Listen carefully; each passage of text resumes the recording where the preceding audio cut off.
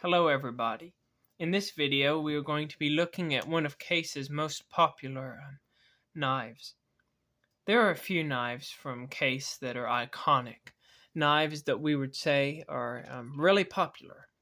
We might include the 54 pattern Trapper in that list as being a knife that's classic, a knife that's very popular. In the same way, we might include the Canoe in our list as being a classic Case knife. We might include the Stockman as being one of Case's classic knives. The Slimline Trapper's been around a long time, been popular. That's one of Case's classic knives. The ever popular Sodbuster Jr. would fit as being one of their classic knives. And we can't forget the Almighty Peanut. The ever mighty Peanut's got to be on the list. But among all these knives here, what is another one, a more recent knife from Case that tends to be one of the most popular? That old magnetic Peanut's at it again, aren't you? We'll just leave him like that. Well, among this list, these days we would have to add in one more knife, and that would be this knife right here. This is the Case Mini Copperlock. You can see this one is a shine, and see if I can wave. There, you can see me waving in the right bolster. When you can do that, you know you got your knife shined up. This one is, of course, as you can see in the yellow Delrin.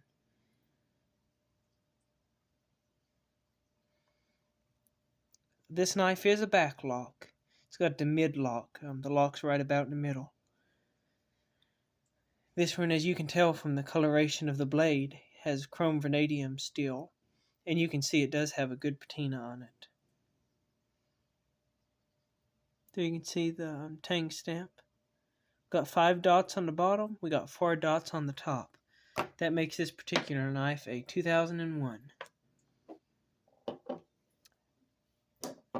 Let's get all these out of the way here so we can get a good look at this Mini Copperlock. Mini Copperlock's one of Case's most popular knives these days. And there's a few good reasons for that.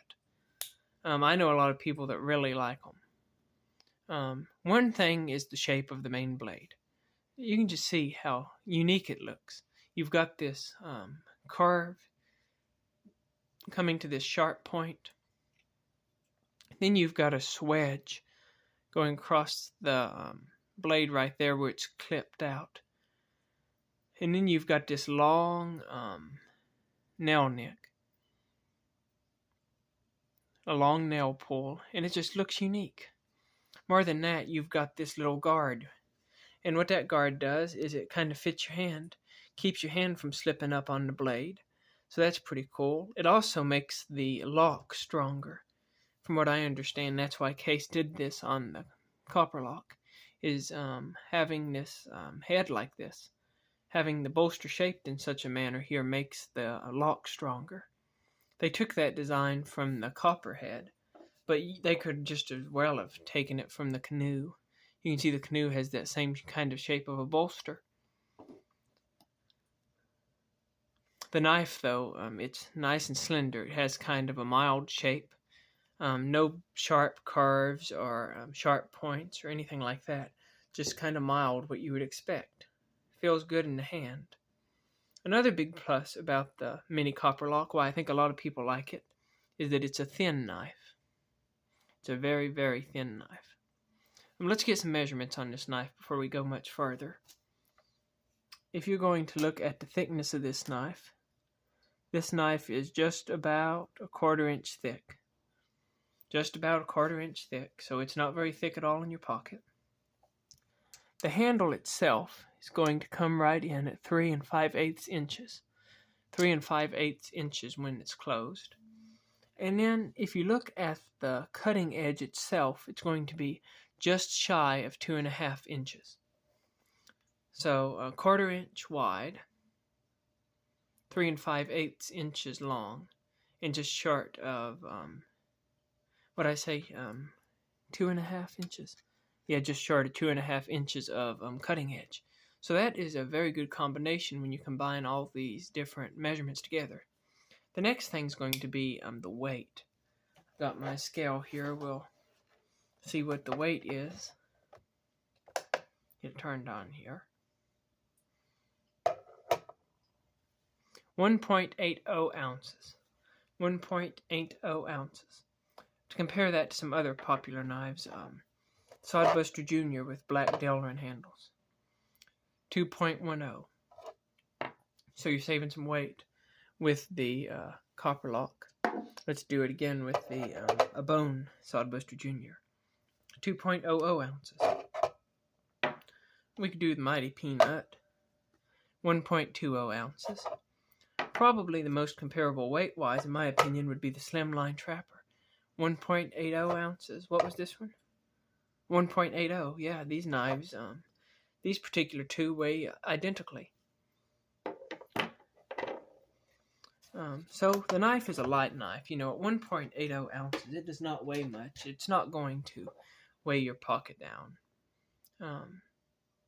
Let's compare it to the Slimline Trapper while we're at it. That's a good comparison. Anybody looking for a single-bladed knife from Case, I believe there's three main knives they're going to run into if they're looking for a medium-sized knife, if they're not looking for a really large knife. You have the Slimline Trapper, the Mini Copperlock, and then probably the Sodbuster Jr. is going to make its way into the pack. And so that's how the Mini Copperlock compares to some of these other knives here. You can see it's got the smallest handle out of them all. Its blade is also the smallest, but it's pretty close to the same size as the Sodbuster Jr., but it's just shaped different. But the Sodbuster Jr. is going to be heavier. The handle is going to be fatter and everything. And the Slimline Trapper, the handle is going to be a lot longer, although it's a slimmer knife than the Mini Copperlock. You know, the body itself and the blade is not quite as thick. So yeah, I know a lot of people really love the Mini Copperlock. Now, one thing we do need to say is that the Mini Copperlock has a bigger brother out there. And the bigger brother is the full-size Copperlock. This is the full-size one here. Now, this one's about the size of a Trapper, roughly. And you can see that they're big brothers. They both got the same design, but the Mini is just a little bit smaller. I know they sell a lot of Mini Trappers. Now, this particular yellow one is interesting because I picked this one up at a pawn shop. As a matter of fact, it's the first used knife. Well, it's the first knife at all I ever picked up at a pawn shop, if I remember right. But I bargained for this one, and I paid $35 for this one, if I remember right. Now, when I got it, the blade was spotless. It didn't have a spot of patina on it at all. I've put all that patina on there by using the knife. But no, it didn't have any patina at all when I got it. You can see now it's got a good coloration on it. I did cut through some cornbread once with this knife, and the steam from the cornbread went up into the pivot here and patinaed the blade, and it made me lose my action. So it wouldn't snap open or closed. I got that remedied, but that was interesting. I had never had that happen before. But yeah, this is Case's older chrome vanadium steel. It's not their newer. The way you can tell that is see if I can get this to focus. On the blade, you're going to have a CV. You can see it right here, right after the pattern number, CV steel. I did do a little bit of work on this one. This particular pin, it's smooth. You know, you can't catch it with your fingernail or anything. But it stuck up just a little bit on one side when I got the knife. So I guess 2 years after I had the knife or so, I just took some sandpaper and sanded it down. I think I went to 2000 grit. And then I buffed it out and polished it up. And it's smooth on both sides.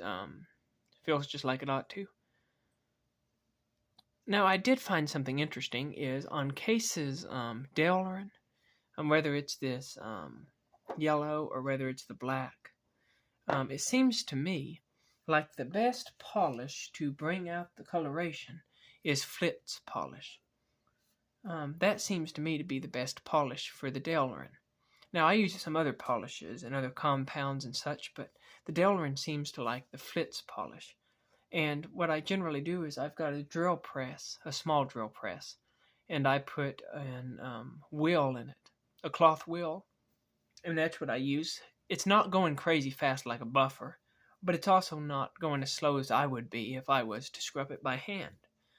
And it seems to be just the right speed, and it really cleans the handle up nice.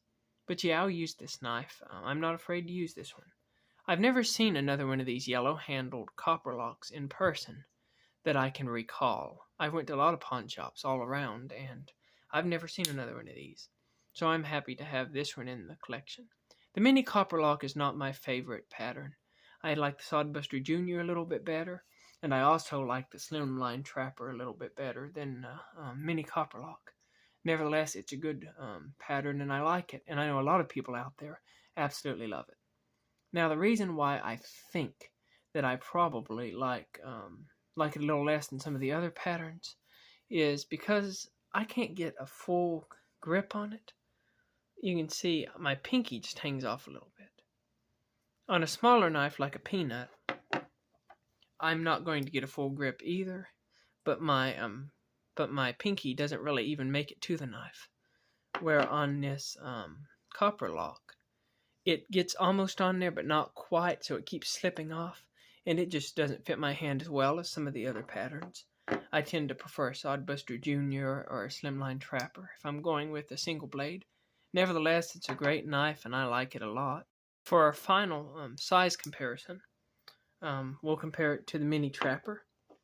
That way, if you have one of these other knives, you can kind of get an idea of the size of the knife itself. Here it is next to a canoe. You can see it has a longer blade. And, what is that? The handle's probably about the same length, shaped slightly different. But that's a Mini Trapper and a canoe. Here it is next to an 18 pattern Stockman. You can see the handles there are really about the exact same size. They're just about identical. And lastly, we'll compare it to an Texas Jack. Here it is next to a case 032 pattern Texas Jack. And so yeah, that right there is my overview of a yellow Delrin case Mini Copperlock. Comment down below, why do you love the Mini Copperlock? Is it the back lock that makes it for you, the single blade? The design of the knife, the size, the slimness? I know a lot of people like it because it's so slim. It's thin, fits in the pocket well. It has a good lockup. You know, these have a great lockup on them. I don't think I've ever found a Mini Copperlock that wasn't just absolutely destroyed, that didn't have a great back lock on it. So yeah, comment how you feel about the Mini Copperlock. What do you like about it? What do you not like about it? Do you like it better than the full-size Copperlock? Comment down below. Y'all, you have a good day out there, and make sure you keep your knives sharp. Until next time, bye-bye.